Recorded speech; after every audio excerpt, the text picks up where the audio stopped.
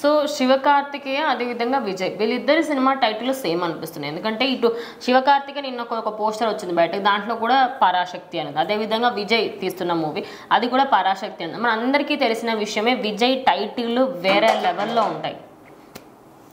Vijay title చూస్తే ఎట్లా అనిపిస్తుంది అంటే అరే ఇదేంటి ఈ లెవెల్లో ఉందేంటి, మరి ఇట్లా బిచ్చగాడు టైటిల్ చూస్తే ఇంత ధైర్యంగా అసలు టైటిల్ ఎలా పెట్టారు అనుకుంది. మరి ఇప్పుడు ఒకే హీరోకి ఇద్దరు హీరోలు సేమ్ టైటిల్ పెట్టుకున్నారు, మరి దీనివల్ల రిజిస్ట్రేషన్లో ప్రాబ్లం ఏం రాదు?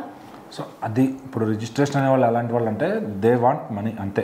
వాళ్ళు ఒక డేట్ ప్రకారం వాళ్ళు వచ్చి ఫార్మాలిటీస్ ఎలా అయితే చేసుకుంటారో డబ్బులు తీసుకుని రిజిస్ట్రార్ అనే వాళ్ళంతా కూడా ఆ ఫార్మాలిటీ ఏముంటుందో దాని ప్రకారం రాయించుకుంటారు. ఇప్పుడు మీరు ఒక టైటిల్ ఇవ్వచ్చు, నేను ఒక టైటిల్ ఇవ్వచ్చు, మన చుట్టూ నలుగురు ఒక టైటిల్ ఇవ్వచ్చు, అందరం ఒకటే ఇచ్చినా వాళ్ళకి ఏం ప్రాబ్లం లేదు. కాకపోతే ఇక్కడ గెలిచేది ఎవరు అంటే ఇన్ కేస్ కోర్టు దాకా వెళ్తే ఫస్ట్ డేట్లో ఎవరు రిజిస్టర్ చేయించారు, ఇప్పుడు అదే చెప్తున్నా ఫస్ట్ డేట్లో ఎవరు రిజిస్టర్ చేయించారు అనేది వాళ్ళకి అక్కడ సాక్ష్యాలు ఎవరన్నా కూడా దానికి ఎవరన్నా ప్రొడ్యూసర్ కౌన్సిల్ అయినా డైరెక్టర్ కౌన్సిల్ అయినా ఎవరైనా యాక్సెప్ట్ చేయాల్సిందే. సో ఇప్పుడు ఈ పరాశక్తి అనే టైటిల్ చుట్టూ కూడా ఒక ఇది అల్లుకుందనమాట. సో ఈయన పరాశక్తిలో శక్తి అని ఒక నేమ్ టైపింగ్లో కొంచెం ఇది చేశారు, వాళ్ళ నేమ్ టైపింగ్లో ఒక టైప్ ఆఫ్ ఇది చేశారనమాట.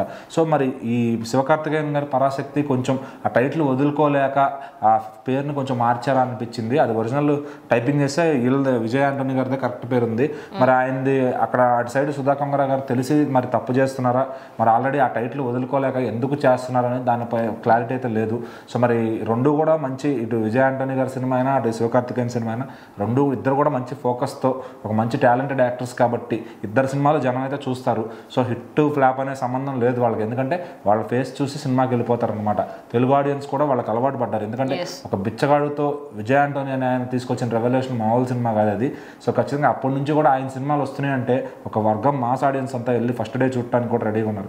ఇటు సైడ్ శివకార్తికేయన్ గారు కూడా చెప్పక్కర్లా, రీసెంట్లీ అమరాన్ ఎంత పెద్ద పాన్ ఇండియా హిట్ అయింది అనేది. సో మరి నెక్స్ట్ ఆటోమేటిక్గా పరాశక్తికి కూడా కొంచెం మార్కెట్ పరంగా ఈయనకు ఒక మెట్టు ఎక్కువ ఉన్నా కానీ మరి ఇటు రిజిస్ట్రేషన్ ఈయన ఒక డేట్ 2023లోనే ఇప్పుడు చేయించినట్టున్నారు ఆల్రెడీ. అంటే మరి ఇంత జరిగినప్పుడు ఎవరు తగ్గుతారు అనుకోవచ్చు, ఇప్పుడు ఖచ్చితంగా ఎవరికొలు తగ్గాలి. సో అది ఆ రెండు సినిమాల నిర్మాతలు జడ్జ్ చేసుకోవాలి, ఎందుకంటే ఇక్కడ డైరెక్టర్ హీరో మాట్లాడటానికి ఏం లేదు.